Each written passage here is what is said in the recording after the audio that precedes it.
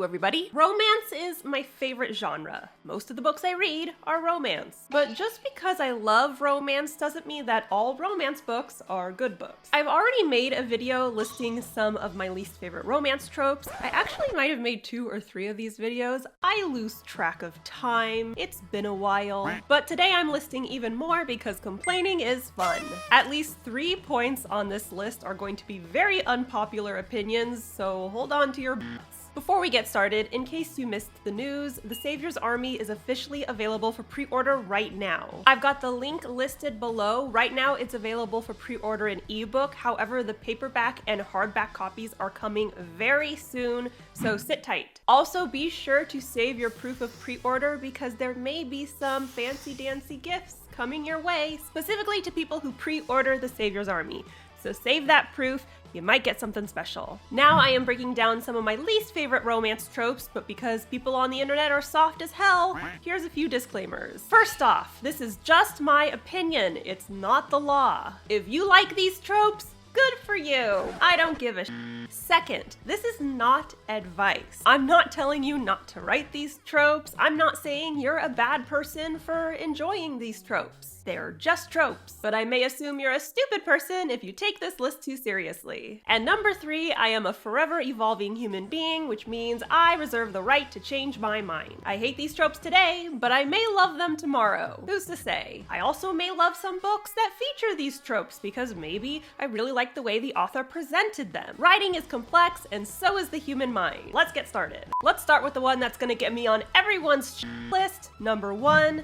The possessive male lead. Everyone loves a possessive male lead, and honestly, I get it to some degree. If a man is possessive, at least in fiction, it's supposed to mean that he adores you to the point where he wants you all to himself. And I can understand why that would be appealing. And there are ideations of this concept that I actually really enjoy. I love a yearning male lead. I love a he falls first storyline. I love a protective hero or a man who only has eyes for his love interest. But when it's a possessive male lead specifically, he's probably going to do at least one of these things at some point in the story. Actually, he's probably going to do all these things. He's going to fight a man who looks at the love interest, even if said look isn't of the romantic or sexual variety. He's going to dissolve into a violent fit of rage over the woman not being his. And he's going to say, "You belong to me, I own you," or "You are mine" multiple times. And to be clear, he's not going to say these phrases in a romantic way, because some of these things can be sweet in the right context. He's saying it in a growly, brooding, possessive way. It's this specific difference that a lot of readers find hot, but for me, it reeks of insecurity. He's not a protective partner, he's a tantruming toddler who won't share his toys. A protective hero defends his partner when actual danger is present. If someone's trying to hurt your woman, kick his ass, I support you. But treating her like a possession feels like an attack against her agency. Like he knows that if he gives her free will, she'll see his small energy and bounce. Give me protective hero energy all day, but the minute he growls, "You will be mine," I'm out. It's extra cringe if he's growling, "You are mine," over and over again while he's pounding her into oblivion.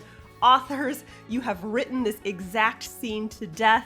Let's mix it up a little. Number 2, romantic pet names for women that start with little. Little Death, Little Fox, Little Kitten. I don't like it. There are, of course, exceptions. If you're using the term to playfully insult someone, for example, "You little I'm fine with that. It softens the blow of an insult. Additionally, if one person is comforting their partner, maybe using that sweet baby talk voice. "Come here, little cutie. Let me hold you." It's obnoxious, but all the best couples are obnoxious from time to time. I can get behind it. It's when the pet name is used in a sexy way. "Come here, little Faye. Daddy doesn't bite. Hard." Ugh, gross. It doesn't feel sexy to me, it feels infantilizing. It's like, "She's so little and he's so big. How's his big long ding dong gonna fit inside? She's so teeny tiny. He's a big old mean bad He's a big, bad, mean old shadow daddy, and she's just a little tiny, stupid baby. Obviously, this is a very unpopular opinion. The little nicknames are basically in every book that are killing it on Book Talk. People lose their minds for this shit, and I say more power to them. I just think it's condescending, and if a man gave me a nickname like that, I'd be calling him little right back. Little penis, little bank account, little respect and admiration from your peers. Doesn't feel great, does it? Number 3, their core wound is their high school ex. If the character is like 20 years old, then this is fine. High school was 3 minutes ago. But if your character is romantically scarred because their high school ex left them or cheated on them, or their high school crush never liked them back, and this character is a fully grown, house-owning or renting, tax-paying adult, please. You are 40 years old and you're still crying over a high school ex? Still? You picked your high school ex back when you had for brains. Adulthood should have taught you that ex was trash. My high school ex's favorite food was hot dogs with cabbage. My high school ex shaved his head right before the winter formal, like a My high school ex bought me a Barbie for my birthday. I was 16 years old. High school exes are stupid. You know why? Because high schoolers are stupid. We were stupid. Why are you mourning the loss of a partner whose idea of formal dining is Applebee's? Why are you still crying over a teenager who thought your inner thigh was your G-spot? Of course, there's a chance that your high school ex was amazing, the best you could ever pull, but it has been years. Work on yourself instead of pining over someone who's happily left you in the dust. Feeling forever scarred by high school romance is right up there with peaking in high school. It's embarrassing. I'm not gonna feel sorry for this character. I'm just gonna think they're a loser. Number 4,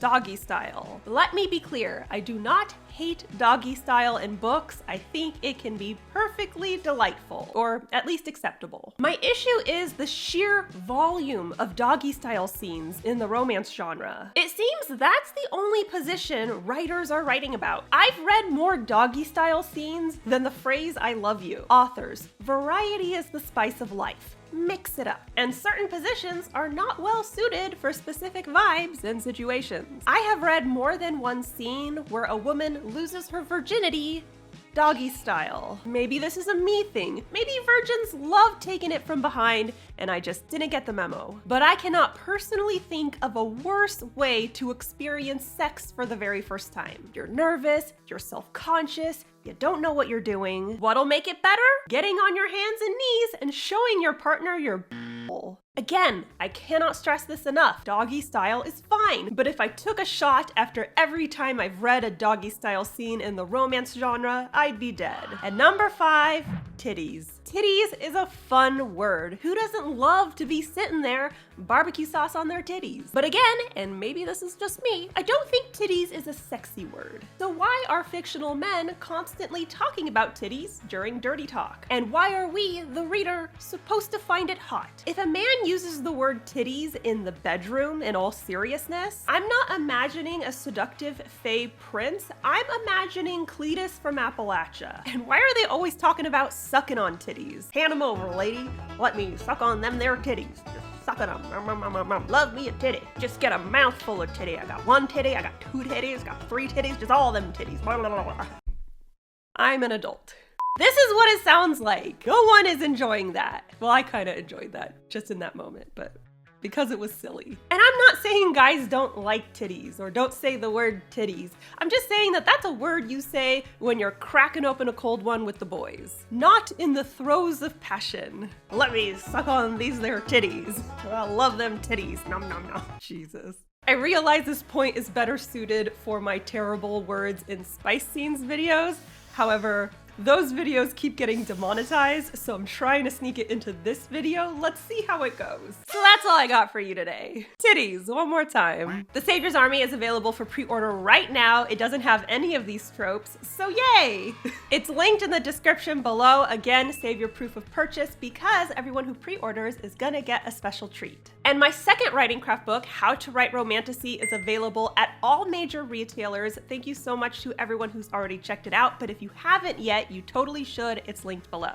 And don't forget to subscribe to my channel. I post new videos on Wednesdays and I host live streams on Mondays, and if you want to be alerted as soon as I upload, ring that bell. Bye! Titties. Have you subscribed to my channel yet? I mean, you totally should. I post new videos on Wednesdays. I also host live streams on Mondays, and they're super fun. Go ahead and subscribe to my channel and be sure to ring that bell. That way you're alerted as soon as I post new content.